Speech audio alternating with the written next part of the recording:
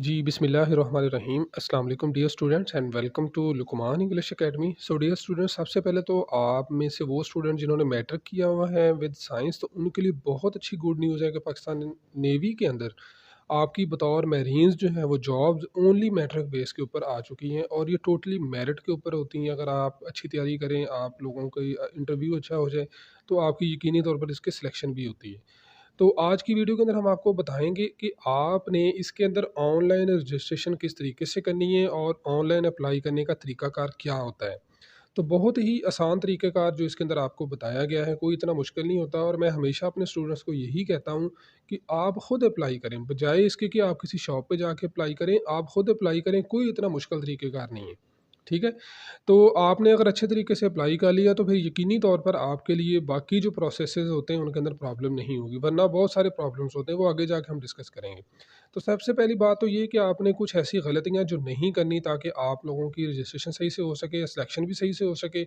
और अगर आपने ऑनलाइन टेस्ट प्रिपरेशन करनी है तो हमारी टेस्ट प्रिपरेशन स्टार्ट हो चुकी है, स्क्रीन पे आपको नंबर नज़र आ रहा है। आप इस पे व्हाट्सएप करके आप अपनी ऑनलाइन जो टेस्ट प्रिपरेशन है वो आप स्टार्ट कर सकते हैं। वो जब आप मैसेज करेंगे व्हाट्सएप पे तो फिर बाकी डिटेल आपको वहाँ पर बताई जाएगी। अब आपने करना क्या है, आपने मोबाइल के ऊपर, ये मोबाइल पे मैं करूँगा, ठीक है? अपने मोबाइल के ऊपर आपने आना है, वहाँ पर आके जॉइन पाक नेवी लिखना है, तो आपको सामने इस तरह से एक नज़र आ जाएगा। इसका जो आपके सामने पेज आपको नज़र आएगा। तो अब यहाँ पर 2-3 चीज़ें हैं, एक तो लेटेस्ट एड्स आपकी लिखी हुई है कि आपका जो क्राइटेरिया है वो क्या है, वो सारा इसके ऊपर आप पढ़ना चाहें तो पढ़ सकते हैं। बट एनीवे आपने आ जाना है रजिस्ट्रेशन फॉर्म के ऊपर। तो जैसे ही आप रजिस्ट्रेशन फॉर्म के ऊपर आएँगे, तो आपने यहाँ पर क्लिक किया, ये थोड़ा टाइम लेगा और आगे चले जाएँगे आप, ठीक है? तो अब यहाँ पर आपके सामने सारा रजिस्ट्रेशन फॉर्म ओपन हो गया। तो मेरी आप लोगों से एक रिक्वेस्ट है कि यार आप सुबह के टाइम पे अप्लाई कीजिए, ठीक है? क्योंकि जब आप दोपहर को या रात को अप्लाई करते हैं तो पूरे पाकिस्तान से लोग अप्लाई कर रहे होते हैं, तो बड़ा ना बिज़ी होती है वेबसाइट, ठीक है? आपने क्या करना है, सबसे पहले यहाँ से आपने ब्रांच आपने सेलेक्ट करनी है, ठीक है? तो क्या तरीक़ेकार है, यहाँ पर एक ड्रॉप डाउन बटन बना हुआ आता है, आपने उस पे क्लिक करना है, तो कैटेगरी डी लिखा हुआ है मैरीन्स, ठीक है? तो आपने यहाँ पर आ जाना है।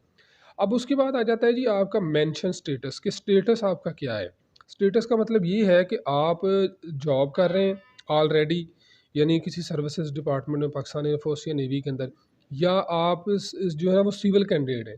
तो आप जो कि सिविलियन है, आपने सिविलियन के ऊपर ही क्लिक करना है, ठीक है? अच्छा, उसके बाद यहाँ तक आपको सारी चीज़ें समझ आ गई हैं। तो उसके बाद आपने एकेडमिक्स, अपनी जो इन्फॉर्मेशन है वो आपने यहाँ पर सारी लिखनी है, ठीक है? तो अब देखें यहाँ पर, अगर तो आपने ओ लेवल किया हुआ है तो आप ओ लेवल सेलेक्ट करें, चूँकि मोस्टली जो है उन्होंने मैट्रिक ही किया होता है, ठीक है? तो मैट्रिक भी आप लोगों ने सेलेक्ट करना है। तो मैट्रिक सेलेक्ट करने के बाद यहाँ पर 2 चीज़ें गौर से देख लेनी है आपने, गलती ये नहीं करनी। यहाँ पर सबसे पहले आपने अपने हासिल करदा यानी ऑब्टेन्ड मार्क्स लिखने, उसके बाद आपने अपने नंबर लिखने जो टोटल है आपके मैट्रिक के अंदर, ठीक है? अच्छा, एक और चीज़ जो मैं आप लोगों को फिर बता रहा हूँ कि आप खुद अप्लाई करें, कोई इतना मुश्किल नहीं है, ये मोबाइल के ऊपर ही अप्लाई करने का सारा तरीका मैं आपको बता रहा हूँ कि मैंने भी मोबाइल के ऊपर ही अप्लाई किया है, ठीक है?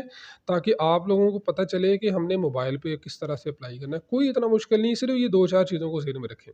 अब उसके बाद आपने क्या करना है जी, अपना जो बोर्ड है ना या यूनिवर्सिटी, वो आपने सेलेक्ट करनी है। चूँकि बोर्ड है तो मेरा चूँकि ताल्लुक फैसलाबाद से है, तो लिहाज़ा मैं यहाँ पर फैसलाबाद को कर देता हूँ, ठीक है? आपका जिस भी एरिया से ताल्लुक है, जिधर भी आपने पेपर दिया था, आपने उस बोर्ड का नाम लिख देना है, ठीक है?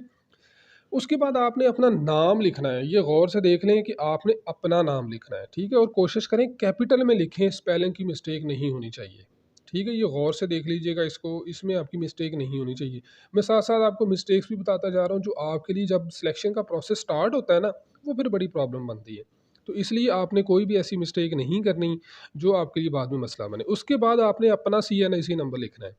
सबसे पहले अपना नाम लिखना, उसके बाद अपना सीएनआईसी नंबर लिखना। यहाँ पे वालिद साहब का ना लिख दीजिएगा, वो बड़ा बाद में मसला बनता है, ठीक है? आपने अपना सीएनआईसी नंबर जो भी आपका है और आपने डैशेज़ के साथ लिखना है। ऑलरेडी आप देखिए ना वहाँ पर जगह बनी हुई है कि आपने डैशेज़ के साथ ही इसको लिखना है, ठीक है? तो ये भी आपको समझ आ गई। ये मैं बिल्कुल आराम से, तसल्ली से आप लोगों को पूरा तरीक़ेकार बता रहा हूँ। अच्छा, उसके बाद आपने क्या करना है, उसके बाद आपने फ़ादर नेम या गार्डियन नेम लिखना। गार्डियन नेम तब लिखा जाता है जब आपके वालिद साहब की डेथ हो गई है, तो पीछे वो आपके आपकी जो है ना वो अंकल हैं कोई, या कोई आपकी आंटी हैं जो आपकी गार्डियन है, वो आपने यहाँ पर लिख देना है, ठीक है? तो अब उसके बाद क्या होता है कि अब यहाँ पर आपने फादर या गार्डियन नेम के बाद आपने उनका सीएनआईसी नंबर लिखना है, अपना नहीं लिखना है। यानी 2 सीएनआईसी नंबर चाहिए, अपना जो सबसे पहले, उसके बाद आपने वालिद साहब का जो आपने सेकंड नंबर पे लिखना है।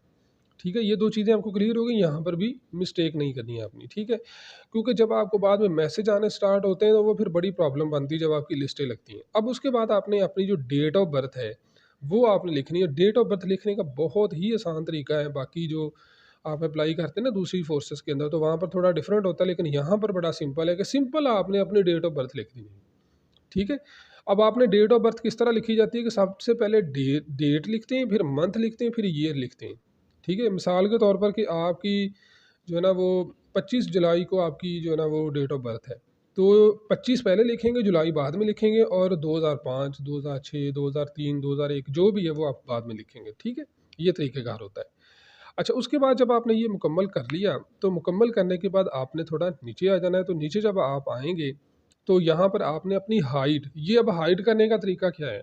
हाइट अगर आपकी पूरी नहीं होगी, गौर से सुन लें, आपकी हाइट अगर पूरी नहीं होगी, आपकी सिलेक्शन नहीं होगी। ठीक है ना? तो ये ना हो कि आपकी 5 फुट हाइट हो, आपने इसमें अप्लाई किया हो, तो फिर कहें जी मैं तो रह गया। हाइट आपने किसी दोस्त के ज़रिए से या किसी टेलर के पास जाएँ, वो आपकी हाइट मेज़र कर देगा। ठीक है? आपने मैरिटल स्टेटस लिखना है, यानी आप गैर शादीशुदा हैं। फिर उसके बाद आपका जो रिलीजन है, इस्लाम है मेरा, तो मैंने इस्लाम लिख दिया। उसके बाद आपका जो सेक्ट है, सेक्ट का मतलब है जी आपका फ़िरका जिसको हम कहते हैं। तो सुन्नी हैं, शिया हैं, जो भी हैं वो आपने लिख दिया। अब उसके बाद आप रूरल से हैं या अर्बन से, यानी देहाती इलाके से हैं या शहरी इलाके से, वो भी लिख दिया। उसके बाद आपने प्रोविंस लिखना है, जो भी प्रोविंस है आपका, यानी जो आपका सूबा है। उसके बाद आपने अपना डिस्ट्रिक्ट लिखना है, जो भी आपका डिस्ट्रिक्ट है। मेरा फैसलाबाद है, मैंने फैसलाबाद लिख दिया। अब आपने यहाँ पर गौर से देखना है, ये जो पोस्टल एड्रेस है ये गलत नहीं होना चाहिए। इसके ऊपर आपके घर पे डाक आनी है, आपका जो ओरिजिनल आपका जो लेटर आएगा वो इस पे आ जाता है। ठीक है? अगर इस पे उन्होंने कोई आपको लेटर सेंड करना है, कोई भी आपके साथ कन्वर्सेशन करनी है, आपका मोबाइल नहीं चल रहा, तो वो फिर डाक आती है आपको, मेल आती है घर में। ठीक है ना? तो वो आपने गलत नहीं लिखना। ठीक है जी? तो यहाँ तक समझ आ रही है ना सारी, मैं बड़े आराम से तरीक़ेकार आपको समझा रहा हूँ कि आपने इसको किस तरीके से फ़िल करना है। अच्छा, उसके बाद आप जैसे ही ये मुकम्मल करते हैं, अब यहाँ पर 2 चीज़ें आनी हैं। एक तो आपने मोबाइल नंबर लिखना है और दूसरा आपने अल्टरनेटिव मोबाइल नंबर लिखना है। तो मैं इसके ऊपर बड़ा ज़ोर देता हूँ, आपने पोर्टेबल मोबाइल नंबर नहीं लिखना। पोर्टेबल मोबाइल नंबर ये होता है कि नंबर तो आपका जैज़ का, लेकिन उसको आपने ज़ोंग पे कन्वर्ट करवाया हुआ है। नंबर ज़ोंग का है, उसको किसी और नेटवर्क पे कन्वर्ट करवाया। तो चूँकि आपको जो मैसेज आने होते हैं ना, ये पूरे कंप्यूटराइज़ सिस्टम के ज़रिए से आते हैं। ठीक है? तो बहुत सारे ऐसे लोग हैं जिनको फिर मैसेज ही नहीं आता, तो फिर आपने मेरा मुझे कहते रहना है जी कि आप बताएँ जी हमें मैसेज क्यों नहीं आया, मैसेज क्यों है? तो गलती आपने यहाँ पे कर दी होती है। दूसरा, आपने मोबाइल नंबर वो लिखना होता है जो कि इमरजेंसी की सूरत में हो, यानी अगर पहले पे आपका कॉन्टैक्ट ना हुआ तो दूसरे पे करें। ठीक है? नंबर अपना लिख दें, भाई का लिख दें, वालिद साहब का लिख दें, किसी दोस्त का ना लिखें यार, ये ना हो कि वो बाद में आपको बताए ना कि भई आपका तो मैसेज आया था। ठीक है? तो यहाँ पर बड़ी एहतियात करते हैं। मैं साथ-साथ वो गलतियाँ भी आपको बता रहा हूँ, जो गलतियाँ लोग करते हैं, उसकी वजह से उनका नाम नहीं आता। ठीक है जी?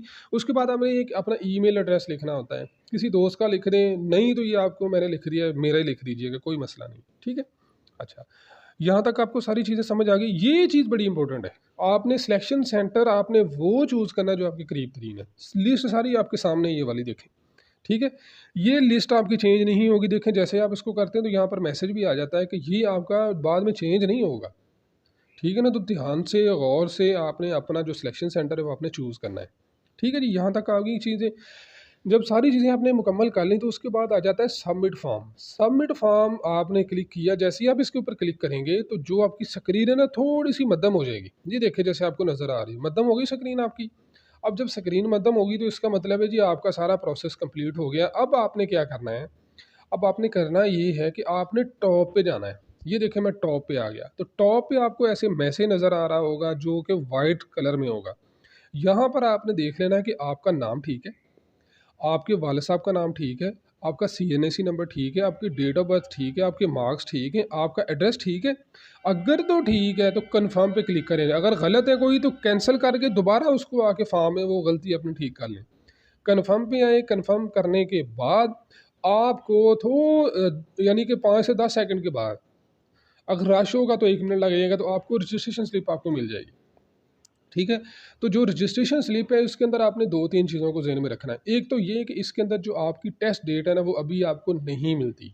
पाकिस्तान नेवी के अंदर जब आप अप्लाई करते हैं तो अप्लाई करने के तकरीबन 2 वीक के बाद आपको टेस्ट डेट शो होती है। ठीक है? तो नीचे आप आएँगे तो नीचे लिखा होगा 72 आवर्स, तो आपकी लाइनें लग जाती हैं जी, हमारे तो 72 आवर्स यानी 3 दिन तो हमारे हो गए हैं जी, अभी तक हमारी स्लिप नहीं आई है, अभी तक स्लिप नहीं आई। तो भाई ये जो 72 आवर्स होते हैं ना, ये कैलकुलेट होते हैं जब आप सबकी रजिस्ट्रेशन एंड हो जाती है। रजिस्ट्रेशन एंड डेट के बाद 72 आवर्स लिखे माने जाते हैं। ठीक है जी? सो आई होप कि आपको सारी चीज़ें समझ आ गई होंगी। तो बराए मेहरबानी वेट कीजिएगा। आपका जब देखें ना, फॉर एग्जांपल 24 अगस्त तक इसकी लास्ट डेट है, तो 24 के 3 दिन बाद आपको मैसेज आने स्टार्ट होने। तो ये ना हो कि आपकी लाइनें लग जाएँ कि जी हमें तो मैसेज नहीं आया, मैसेज नहीं आया। तो ये चीज़ आप समझ लें कि थोड़ा आपको लेट आएगा, जब आपकी रजिस्ट्रेशन एंड हो जाती है सबकी, उसके 3 दिन बाद आने स्टार्ट होते हैं। सो आई होप कि आप लोगों को समझ आ गई होगी। इसमें फिर भी कोई प्रॉब्लम है आपको, नहीं आपसे अप्लाई हो रहा, तो आप मुझे बता दें। तो बहरहाल ऑनलाइन टेस्ट प्रिपरेशन हमारी स्टार्ट है, आप हमसे कॉन्टैक्ट कर सकते हैं। अस्सलाम वालेकुम।